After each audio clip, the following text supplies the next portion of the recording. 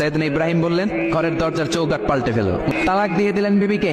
নতুন সংসার শুরু হলো। আরেকটা বংশীয় নেককার মেয়েকে বিয়ে করলেন। 3 বছর পর সাইয়েদনা ইব্রাহিম আবার বেড়াতে আসলেন। আজকেও সাইয়েদনা ইসমাইল বাসায় নাই। সাইয়েদনা ইব্রাহিম সালাম দিলেন, আসসালামু আলাইক। এবার জাদুমাখা কণ্ঠে, কুকিল কণ্ঠে, মোলায়েম কণ্ঠে একটা মেয়ে ঘরের ভেতর থেকে বলে, ওয়ালাইকুমুস সালাম। ওয়ালাইকুমুস সালাম। সাইয়েদনা ইব্রাহিম বললেন, কাইফা হালুকি ইয়া উম্মি মা, কেমন আছো বলো বলো। মেয়েটা বলে, আলহামদুলিল্লাহ আলা কুল্লি হাল, সব অবস্থায় আলহামদুলিল্লাহ। সুবহানাল্লাহ পড়ে। সংসার কেমন চলে? কয় খুব ভালো। খাওয়া দাওয়ার অবস্থা কি? কয় আরো ভালো। এবার মেয়েটা বলে, কে আপনি?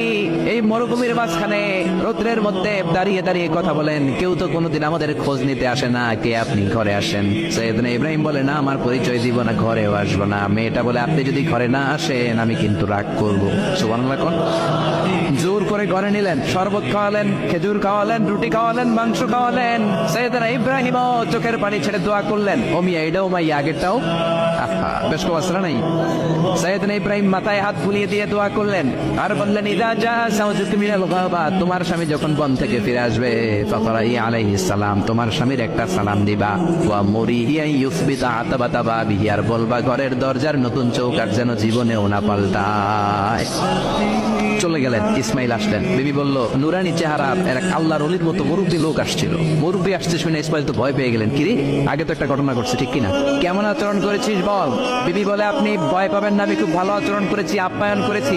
তিনিও খুশি হয়ে আমার মাথায় হাত বুলিয়ে দোয়া করে দিয়েছেন আর বলেছেন, ঘরের দরজার নতুন চৌকাঠ যেন জীবনেও আপনি না পাল্টান। সুবহানাল্লাহ।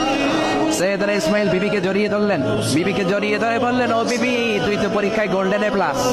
যেই মুরব্বী লোকটা এসেছিল সাধারণ কোনো মানুষ নয়, তোমার শ্বশুর আমার বাবা ইব্রাহিম খলিল। আমার বাবা যেই কথা বলে গিয়েছেন, যে ইঙ্গিত দিয়েছেন, এটা তো গ্রিন সিগন্যাল।